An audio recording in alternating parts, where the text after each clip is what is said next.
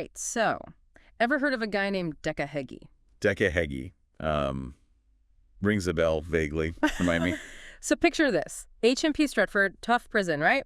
Decca ends up there, and he decides, in his own mind at least, that he's the king of the castle. Ah, yes, Decca, the self-proclaimed king of Stretford. Now I remember. Not your typical prison tough guy story, is it? Not even close. This isn't a tale of just daring escapes or, smuggling contraband. It's a story about the weird and oddly funny reality that Decca created for himself inside those walls. It's a fascinating look at self-deception, really. Exactly. And it also gives us a glimpse into the strange social dynamics of prison life and how humor, even in the most unexpected places, can be a way to cope. And a way to exert a very particular type of power. Right. So let's set the scene. Decca arrives at Stretford. Picture it. Tattoos on full display, chest puffed out, and he marches right up to the guards and announces, "I'm in charge now, get used to it."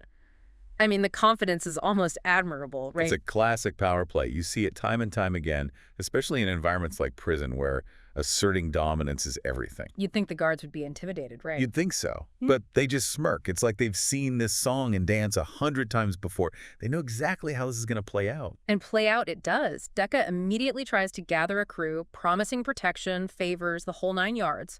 But the other inmates, they see right through him. Which is fascinating, isn't it? Because it speaks to how much of power is about perception versus reality. Yeah. Here you have Decca trying to project this image of authority. Totally. And he seems completely oblivious to the fact that nobody's buying it. That's the thing about self-deception. It can be incredibly resilient. Even when faced with evidence to the contrary, people like Decca can cling to their own narratives. It's true, and it's this unwavering belief in his own authority that leads to some of the most hilarious moments in Decca's story. Like, are you ready for this? Decca decides that the key to controlling the prison is the tea trolley. The tea trolley, you're kidding. I'm dead serious. He genuinely believed that if he controlled the tea, he controlled the entire wing. We're talking about a guy who saw a mobile beverage cart and thought, that's real power. It's incredible, isn't it? The things people fixate on when they're trying to exert control. But it makes sense in a way. This need to control even the most mundane details. In a place like prison, where so much of your life is dictated by others, maybe those little things take on a whole new meaning. It's like he's trying to create these little pockets of power, these tiny kingdoms, within a system that's designed to strip you of any agency. Exactly. And this pattern, this need to control the seemingly insignificant, it pops up again and again with Decca. Oh, tell me more. I have to hear this. Well, for instance, there was the time Decca decided he deserved double portions at every meal. So Decca walks up to the serving line, chest puffed out like always. And when he gets to the server, he says, "Double portions today, mate. King's orders." Oh, I bet the server loved that. Yeah. Oh, these prison servers? They've seen it all, haven't they? I'm pretty sure the guy didn't even flinch. Just kept slapping down the same meager portions he gave everyone else. But it doesn't end there. Decca also decided to make his big play for leadership out in the exercise yard. The exercise yard. Bold move. Right. So picture this. Decca walks out into the yard, looks around at all the other inmates, and yells, "All right, listen up. I've been on the outside. I fought the toughest guys out there, and I'm here to tell you now I'm running this wing. Anybody who's got a problem with that, step right up." And get this. Total silence. Not a peep. No, not even a whisper of agreement. Nope. Just complete and utter silence, except for, like, a pigeon cooing on the fence. It was the most anticlimactic power move in history. I can only imagine Decca standing there waiting for a reaction. Oh, but it gets better. He looks around at everyone, nods, like their silence was a sign of respect, and goes, "Good talk, fellas. Just wanted to make sure we're all on the same page." That's incredible. The complete lack of self-awareness is astounding. But it also makes you think, is it really a lack of awareness or a deliberate choice to ignore the reality staring him in the face? That's the million-dollar question, isn't it? Like, how much of this was Decca actually believing his own hype, and how much was him just refusing to let reality get in the way of his fantasy? It's a classic example of cognitive dissonance. You have a belief, and even when confronted with evidence that contradicts that belief, you find ways to rationalize it away. You twist reality to fit the narrative you've created for yourself. Which brings us to, of course, Big Phil. Ah, yes. Big Phil. The real heavyweight champ of Stretford, I presume. You got it. If Decca was the self-proclaimed king, Big Phil was the undisputed emperor of the prison yard, a mountain of a man with a stare that could melt steel, And everybody knew it. Everybody except Decca, perhaps. Exactly. Because one day, out in the prison gym, Decca decides to challenge Big Phil to a little sparring session. You're kidding. He actually thought he could take on Big Phil. I know, right? You'd think after the tea trolley and the silent rally, he might have picked up on the fact that his self-proclaimed authority wasn't exactly widely recognized. So what happened? Did Big Phil just laugh him out of the gym? Well, Big Phil being Big Phil, he decided to humor him. They step into the ring, makeshift, of course, probably just some towels on the floor to mark the boundaries.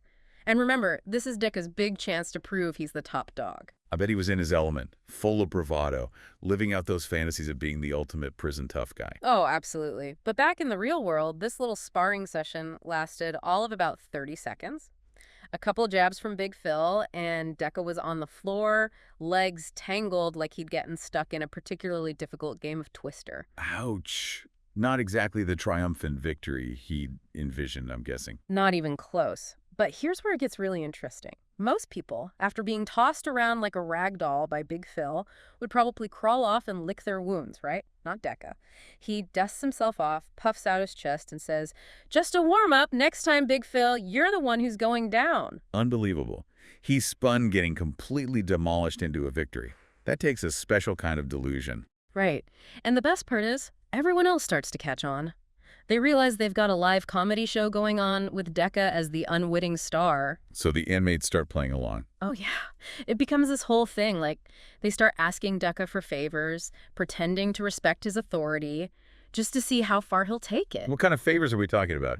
Extra blankets? Yeah. A spot at the front of the phone line? Exactly. Anything to stroke his ego and keep the game going. And I'm guessing Decca ate it up. Hook, line, and sinker. He takes their requests with utmost seriousness, promises to use his influence to help. It's like they've created this whole theater of the absurd around him, and Decca is the only one who doesn't realize he's the punchline. And it wasn't just the inmates, even the guards started getting in on the act.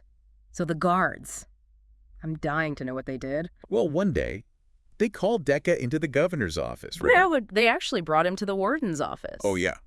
They told him it was a very important meeting, said the governor had a special assignment just for him. Oh, man. I bet Decca was walking on air, huh? Probably thought he was finally going to be, like, appointed minister of tea or something. Right. You can picture him strutting through the prison, puffing out his chest even more than usual. The guards must have been stifling laughter the whole time. So wait, what was the supposed important assignment the governor had for him? Toilet duty. You're kidding me. They made the self-proclaimed king of the wing scrub toilets. Yep, and the best part, Decca was totally cool with it. Didn't even bat an eye. He just figured it was all part of his grand rise to power. Maybe he thought they were testing his humility or something. Unbelievable. This whole Decca-Hegi saga is just wild. It really is. And, it makes you think, did Decca ever question any of this? Did that little voice of doubt ever creep in? Or did he truly live out his days as the King of Stretford, even if it was just in his own head? We might never know the answer for sure. It makes you think about the nature of reality, doesn't it? What even is real when you can so completely construct your own version of it? Exactly. And you have to wonder, was Decca ultimately happier living in his delusion? Was it a coping mechanism? A defense against the harsh realities of prison life? Or was it something else entirely? It's definitely a story that stays with you. What are your final thoughts on Decca-Hegi, the self-proclaimed king of Stretford? Well, on the surface, it's easy to laugh at Decca's delusions of grandeur, right? But the more you dig into his story, the more layers you uncover. It's about self-deception, the search for power in unexpected places, and maybe, just maybe, the surprising ways we find humor and resilience in even the most challenging circumstances. It's a good reminder that everyone has a story, and sometimes those stories are stranger than fiction. Thanks for joining me on this deep dive. Anytime. It's been fascinating. Until next time, keep exploring the strange, the unexpected, and the downright bizarre corners of history.